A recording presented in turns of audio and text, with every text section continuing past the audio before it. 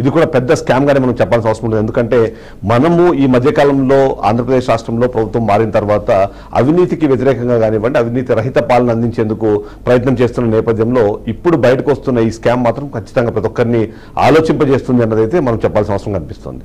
అందులో ముఖ్యంగా చూస్తే అవసరం లేని చోట టవర్లు నిర్మించడము, అవసరం లేని వెయిట్ కన్నా ఎక్కువ టవర్లు నిర్మించే ప్రయత్నం చేయడము, దానికి కేటాయింపులు కూడా ఇతర రాష్ట్రాల్లో జరుగుతున్న చెల్లింపుల కన్నా ఆల్మోస్ట్ డబుల్ రేట్లు పేమెంట్ చేయడం అన్నది అవన్నీ చూస్తుంటే మాత్రం ఖచ్చితంగా ఈ స్కామ్ వెనకాల పెద్దలు ఉన్నారు అన్నది అయితే ఖచ్చితంగా అర్థమవుతుంది. అందులో ముఖ్యంగా చూస్తే మాత్రం ఏదైతే సదరన్ పవర్ డిస్ట్రిబ్యూషన్ లిమిటెడ్ సంబంధించిన అధికారులు ఉన్నారన్నది ఒక అనుమానం అయితే వ్యక్తమవుతుంది. ఎందుకు అంటే అదేదో మాటలో ఒక సామెత ఉంటుంది, వడ్డించేవాడు మనవాడైతే పంక్తులు ఎక్కడ కూర్చున్నా పర్లేదు అన్నట్టుగా అదే తరహా మోసానికి తెరతీసే నేపథ్యంలో కూడా ఇప్పుడు అదే సిచ్యువేషన్ కనిపిస్తుంది అనేది కనిపిస్తుంది. ఆంధ్రప్రదేశ్కి సంబంధించి ఇప్పుడు మనం చూసినా సరే దాదాపుగా 350 కోట్ల రూపాయలకు సంబంధించిన స్కామ్కు ఇప్పటికీ అడుగులు పడినట్టుగా తెలుస్తుంది. గతంలో 750 కోట్లకు సంబంధించిన స్కామ్ కూడా జరిగిందా అన్న అనుమానం కూడా కొద్దిమందిలో ఉన్న నేపథ్యంలో చూడాలి అసలు ఏం జరుగుతుంది అన్నది. ఒకసారి ఈ స్కామ్కు సంబంధించి కొన్ని పాయింట్స్ మనం చూడాల్సిన అవసరం అయితే మనకు కనిపిస్తుంది. ఎందుకంటే దీనిలో కీలక పాత్ర పోషిస్తున్న వాళ్ళందరూ కూడా ఆ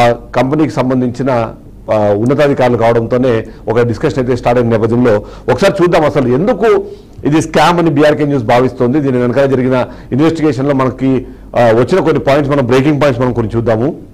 ఎందుకంటే వీటిని అబ్జర్వ్ చేసినప్పుడు మనకు చాలా క్లియర్గా అర్థమవుతుంది ఎందుకు దీన్ని స్కామ్ అని బీఆర్కే న్యూస్ అంటుంది. అంతేకాకుండా ఆ బీఆర్కే న్యూస్ చెప్పే నేపథ్యంలో దానికి ఖచ్చితంగా పాయింట్స్ కూడా చెప్పాల్సిన అవసరం ఉంటుంది. ఒకసారి మనం ఆ బ్రేకింగ్ ప్లేట్స్ చూద్దాం. ఒకసారి ఆ బ్రేకింగ్ ప్లేట్స్ ప్రకారం మనం చూస్తే ఒకటి ఏదైతే మనం చెప్తున్నామో ఈ సదరన్ పవర్ డిస్ట్రిబ్యూషన్ లిమిటెడ్ సంబంధించిన ఆంధ్రప్రదేశ్లో ఒక నిర్ణయం తీసుకుంది. ఆ నిర్ణయాన్ని ప్రకారము టవర్లు నిర్మించాలి, అది కూడా గ్రామీణ ప్రాంతాల్లో ఈ హైరైజ్ టవర్స్ ఏవైతే ఉంటాయో ఆ టవర్స్ నిర్మించాలని నిర్ణయం తీసుకుంది. తద్వారా 33/11 kV ఇవి వెళ్ళాలి. దీనికి సంబంధించి మనం చూస్తే ఎందుకు ఇది స్కామ్ అంటున్నాము అంటే ఆంధ్రప్రదేశ్తో పాటు మరికొన్ని ప్రాంతాల్లో కూడా ఇలాంటి సేమ్ టవర్లు నిర్మాణం జరిగిన నేపథ్యంలో తమిళనాడు, కర్ణాటక అలాగే తెలంగాణలో వీటికి పెట్టిన ఖర్చుకు సంబంధించి చూసినప్పుడు కానివ్వండి, దీని వెయిట్ చూస్తే దాదాపుగా 2200 నుంచి 2600 kgలు ఇది ఒక్కొక్క టవరు నిర్మిస్తారు. కానీ అదే ఆంధ్రప్రదేశ్కి వచ్చేటప్పటికి దీన్ని నెంబర్ మొత్తం మార్చేసిన పరిస్థితి మనకు కనిపిస్తుంది.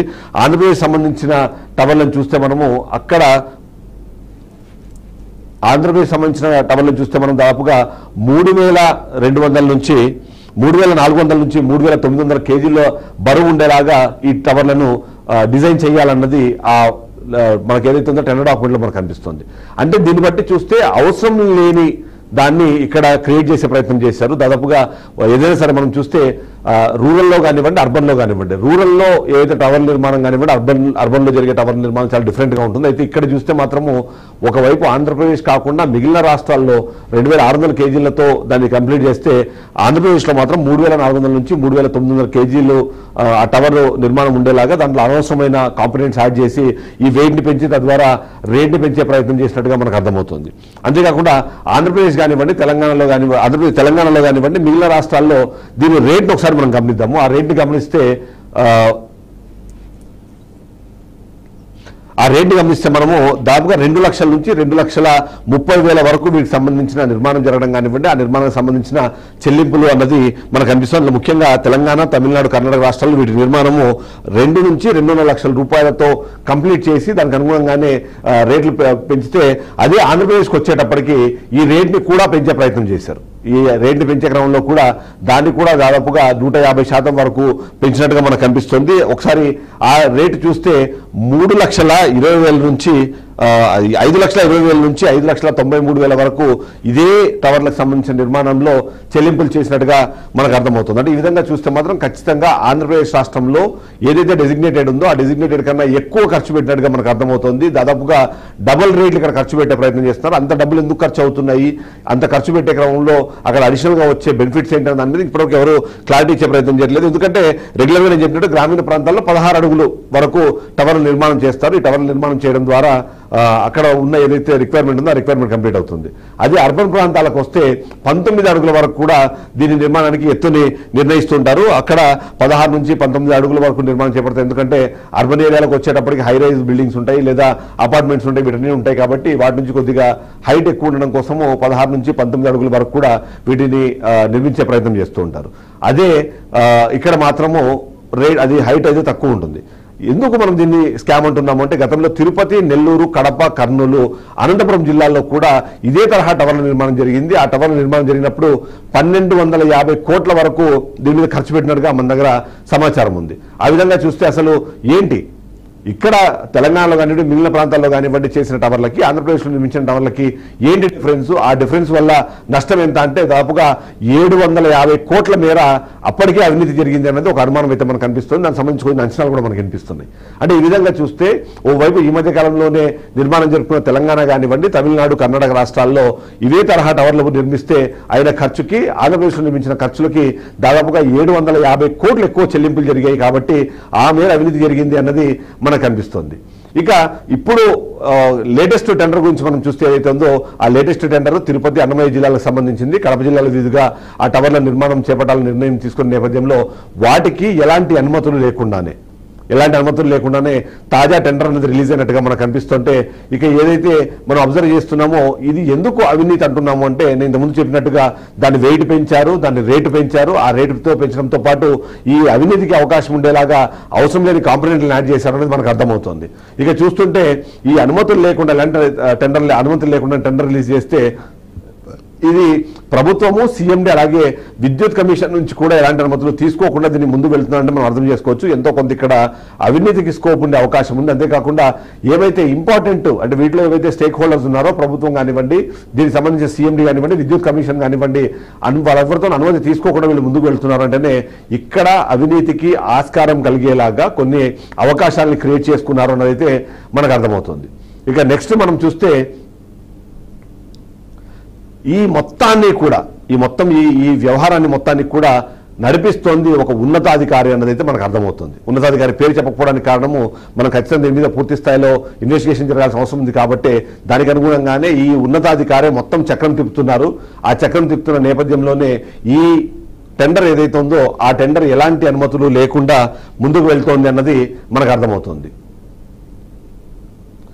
ఇక ఈ జరగబోయే అవినీతిలో ఎంత ఉండొచ్చు అనే ఒక ప్రశ్న అయితే ప్రతి ఒక్కరు ఉండదు. ఎందుకంటే అనంతపురం కానివ్వండి, మిగిలిన గతంలో జరిగిన దాంట్లో దాదాపుగా 1250 కోట్లు ఖర్చు అయితే అందులో 750 కోట్ల అవినీతి జరిగిందన్న అనుమానంలో నేపథ్యంలో ఇప్పుడు దాదాపుగా 343 కోట్ల రూపాయల అవినీతికి ఆస్కారం ఉండేలాగా ఈ మొత్తం టెండర్ ప్రక్రియని నడిపించారు అన్నది ఒక అనుమానం అయితే మనకు కనిపిస్తోంది. ఇక అందరికీ ఇప్పుడు వినిపించే ప్రశ్న ఒకటే, విద్యుత్ శాఖ మంత్రికి ఇదంతా తెలుసా తెలీదా? తెలియకుండానే ఇంత పెద్ద ఒక టెండర్ అన్నది బయట రిలీజ్ అవ్వడం కానివ్వండి, ఆ రిలీజ్ అయిన తర్వాత దీనికి సంబంధించిన ప్రక్రియ మొత్తం జరుగుతుందన్న అనుమానం అయితే ప్రతి ఒక్కరిలో కనిపిస్తుంది. సో ఓవరాల్గా చూస్తే అసలు ఏం జరుగుతోంది ఈ ప్రక్రియకు సంబంధించి, ఈ టెండర్ ప్రక్రియకు సంబంధించి ఏం జరుగుతుంది? ఎందుకంటే ఇవాళనే లాస్ట్ డేట్, ఇవాళ సాయంత్రము 3 గంటలు 4 గంటలకి దీనికి సంబంధించి క్లోజ్ కనిపిస్తున్న నేపథ్యం మనం చూస్తుంటే ఇక ఏపీఆర్సీకి సంబంధించిన ప్రకటన కూడా వెలువరింది. ఈ టెండర్ ఇవాళ సాయంత్రంతో క్లోజ్ అవుతుంది. కానీ ఇక్కడే అసలు ట్విస్ట్. ఎందుకంటే గతంలో ఇదే టెండర్కి సంబంధించి టెండర్ రిలీజ్ అయిన తర్వాత రేట్లు అధికంగా ఉన్నాయి, దీనికి సంబంధించిన ప్రాసెస్ ఫాలో అవ్వలేదని క్యాన్సిల్ చేశారు. క్యాన్సిల్ చేసి ఒక 2-3 నెలలు గడిచిన తర్వాత అదే తరహా దాంట్లో అదే సేమ్ రిక్వైర్మెంట్ ని ఈసారి అతి తెలివిగా ఆలోచించి ఎలాంటి రేట్ ని కోట్ చేయకుండా మరొకసారి టెండర్ అన్నది రిలీజ్ అయింది. ఆ టెండర్ రిలీజ్ అయిన నేపథ్యంలో కూడా ప్రైజెస్ అన్నవి అనఫిషియల్ గా ఆల్రెడీ క్రియేట్ అయిపోయినాయి, డిసైడ్ అయిపోయినాయి. ఆ డిసైడ్ అయిపోయిన వాటిని ముందు తీసుకెళ్లే ప్రయత్నం చేస్తున్నారు. కానీ ఇక్కడ చూస్తే మాత్రము టెండర్ డాక్యుమెంట్ లో కానివ్వండి, ఎక్కడే కానీ దానికి సంబంధించిన రేట్లు కానివ్వండి, మిగిలిన ఎలాంటి నిర్ణయాలు దాంట్లో జరగకుండా ఉండేలాగా దానికి సంబంధించిన నష్టం కానివ్వండి, లేకపోతే దాని ద్వారా జరగబోయే అవినీతి అన్న అనుమానాలు ఉన్న నేపథ్యంలో